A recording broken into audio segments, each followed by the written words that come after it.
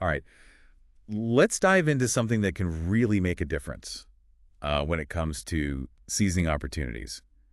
We're talking about the elevator pitch. Ah, yeah, the classic elevator pitch. You know, that quick, impactful speech that Yeah. you could theoretically deliver in the time it takes to ride an elevator. Exact. And I think we all know how valuable time is. Absolutely. So we've packed this deep dive with expert advice on how to really make those seconds count when you're trying to make a first impression. You're so right. It's about making the most of every opportunity. And what's often overlooked is just how powerful and effective elevator pitch can be. Yeah. It's way more than just a quick intro. I mean, it's a strategic tool to spark interest, to make connections, even open doors, you know? Yeah, it's about creating that spark right away. Yeah. And for this deep dive, we're using this fantastic article as our guide. It's called Comment réussir votre elevator pitch, which translates to how to make your elevator pitch a success. Catchy title.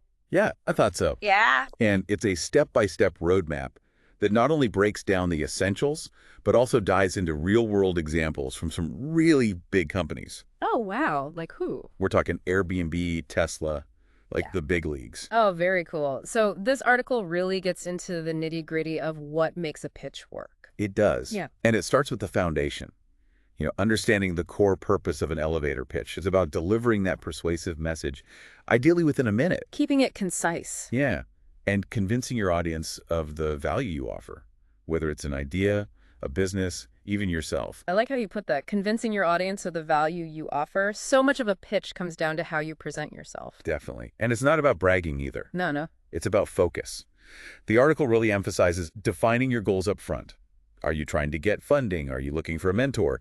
Do you want to land a job? You know, your objective changes everything. It shapes what you include, even how you deliver it. Makes sense. Your pitch for a potential investor is going to sound different from a pitch for a potential employer. Exactly. You've got to tailor it to who you're talking to and what you want to achieve. But no matter what your goal is, you've got to grab your audience's attention right away. And the article's all about the power of a strong hook. Yeah. You got to hook them. They suggest techniques like starting with a compelling question or a surprising anecdote, something to pique curiosity, make people want to hear more. I like that. It's about storytelling, drawing people in. But what makes those specific techniques so effective? I mean, why a question or an anecdote? Well, a compelling question taps into our natural curiosity. Mm. Our brains want answers, so when we hear a question, we lean in, you know. You want to know the answer. I get it. Yeah, and a well-chosen anecdote, it creates a connection. It helps make your pitch relatable, memorable, makes you stand out. So it's not just about picking any random question or story. It's about strategy. It's about choosing something that will resonate with your specific audience. You got it. You got to put yourself in their shoes. What would actually make them curious? What would genuinely grab their attention? For instance, if you're pitching to investors, they're probably going to be all about the numbers, right? The bottom line. Yeah. So instead of starting with some personal anecdote, you could hook it with a question like, what if I told you there's a way to tap into a multi-billion-dollar market with minimal investment? Ooh, that's a good one. Right. It highlights the value proposition instantly. And makes you want to know more. Okay, so you've got your hook. You've grabbed their attention. Now what? Now you highlight your value. The article stresses this, but with a caveat. They caution against empty boasts. It's got to be honest. It's got to be humble. They even say, quote, avoid superlatives, empty adjectives, or unrealistic promises. That makes a lot of sense. Because anyone can spot BS a mile away. So instead of hyping things up, you need to present your value through concrete evidence. Back up your claims. Use facts, figures, testimonials. It's all about building credibility Mm-hmm. and trust. Right, because ultimately you want people to buy into what you're saying. So you've got the hook. You've laid out your value proposition. What's next? Well, now you got to put it all together and practice, practice, practice. I love how the article suggests, and I quote, rehearsing in front of a mirror, even if you don't have an elevator handy. Yeah. You got to get comfortable with your pitch. It's not about memorizing a script, though, right? Right. It's about finding that flow. Yeah. Refining your delivery, making sure you're conveying your message clearly and confidently. And here's something interesting the article points out. They emphasize identifying and eliminating what they call verbal tics, those ums, likes, and you-knows that can creep into our speech. Oh, yeah, we all have those. I know I do. But they can be distracting. They can. And by becoming aware of them and practicing speaking more clearly and concisely, you'll sound more polished and professional. It's like giving your speech a good edit, cutting out the unnecessary filler words and focusing on the words that truly matter. Now, speaking of words that matter, the article actually provides some excellent real-world examples from major companies to show how they craft these compelling elevator pitches. Oh, wow. So we get to see how the pros do it. We do. We've selected a few examples that we think will be particularly insightful. Let's start with Airbnb. Their pitch really focuses on how they revolutionize the way we travel by offering unique and affordable accommodations worldwide, allowing you to feel at home wherever you are. What do you think makes this pitch so effective? I think it's smart how they tap into multiple desires. The desire for unique experiences, the need for affordability, that yearning to feel a sense of belonging even when you're far from home. It's like they paint this vivid picture with just a few words.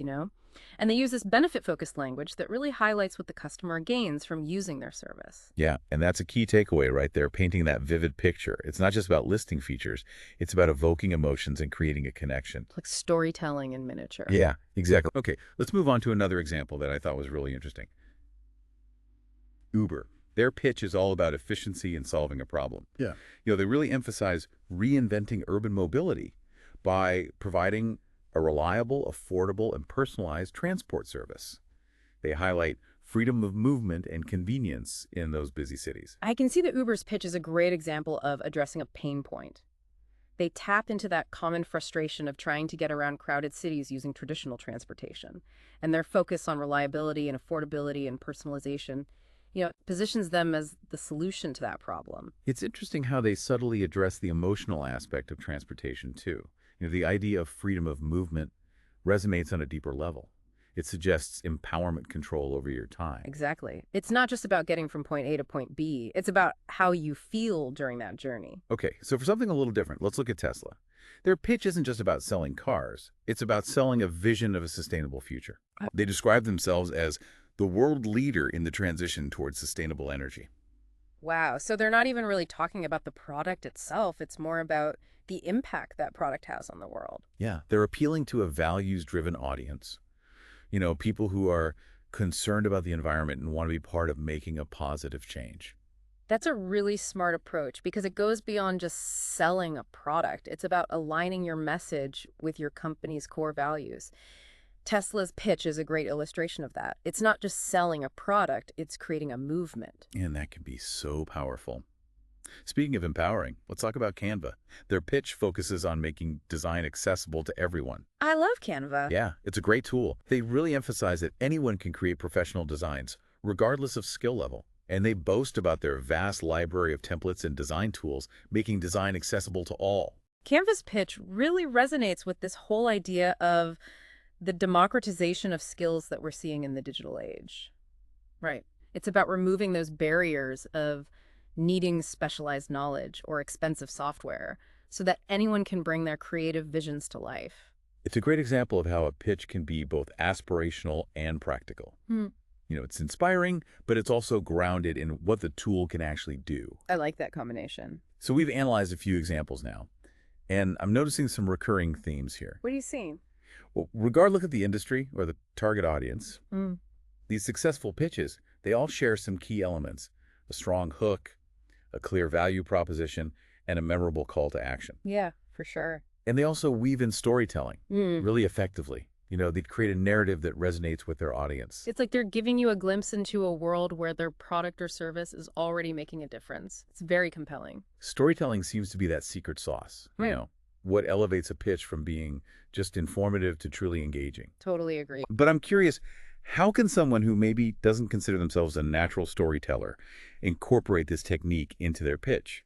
Because not everyone's comfortable telling stories, right? You don't have to be a novelist to tell a good story. Even a simple anecdote, a personal experience that connects to your idea or your business can be a powerful way to connect with your audience on an emotional level. It's about finding those human touch points that make your pitch relatable and memorable. Right. And while it's awesome to get inspiration from these successful companies, remember authenticity is key. Your pitch has got to be genuine to who you are and what you represent. It's about finding that sweet spot, where clarity meets passion, where information meets inspiration. Yeah. And this brings us to a crucial question that the article raises what unique elements of your story will make your pitch stand out. What experiences or passions or insights can you share that will really captivate your audience? That's a fantastic question to ponder as we head into the final part of this deep dive. We're going to be exploring some practical tips and strategies to help you refine your pitch and deliver it with maximum impact. All right, so we've explored the structure and the substance of what makes a killer elevator pitch. Right, the building blocks. Now it's time to talk about the delivery. It's not just what you say. Right. It's how you say it. Absolutely. The article, Comment réussir votre elevator pitch, it really stresses this. It goes beyond just the words themselves and emphasizes those nonverbal cues. Like what kind of cues? Things like your body language, tone of voice, eye contact. So you could have the most brilliant pitch in the world, Yeah. but if you're mumbling it with slumped shoulders, no eye contact, it's probably not going to land. It's true. You got to think of your nonverbal communication as like the seasoning. It's what brings your pitch to life, adds flavor depth, helps it stick in people's minds. Makes it memorable. Yeah. Okay, so how do we bring that energy and enthusiasm without feeling fake? Well, it starts with tapping into your genuine passion for your idea or your business. If you believe in what you're pitching, that passion's going to naturally shine through. It's contagious too, right? Like if you're excited about your pitch, your audience is more likely to get excited too. Exactly. And remember, enthusiasm doesn't have to mean being loud or over the top. Right. It can be a confident tone of voice, a genuine smile, a steady gaze that connects with your audience. I like that. Now, the article also reminds us that we need to tailor our delivery to the audience. Because what works for a group of investors at a pitch competition might not work for potential customers at a trade show. Yeah, it's about reading the room and adjusting your approach. Are they formal or informal? Are they tech savvy or more traditional? Understanding your audience helps you fine-tune your delivery for maximum impact. It's like speaking their language, but not just verbally, non-verbally as well. Yeah. Let's talk about the call to action. The article really emphasizes ending your pitch with a very clear and specific ask. What does that look like in practice? It's about giving your audience that next step. You want them to visit your website, schedule a meeting, invest in your idea, be direct. Tell them exactly what you want them to do. Don't be shy about making that ask, because a well-crafted pitch should naturally lead to more engagement and a deeper conversation. Yeah. It's like leaving a trail of breadcrumbs that invites them to follow you on that journey. Now, here's a tip that might seem a little old school, but it's still super valuable. Always have a business card ready to hand out. Yeah. It's a tangible reminder of your interaction and makes it easy for people to follow up. Okay, before we wrap up this deep dive, I want to share something from the article that I thought was really interesting. And I quote, "End your pitch with a smile." It's such a simple thing, but it makes a big difference. A smile conveys warmth, approachability, confidence, all qualities that make people want to connect with you. It's like the perfect way to end your pitch on a positive note. It is. So as you step into that metaphorical elevator, or maybe even a real one, remember everything we've talked about today.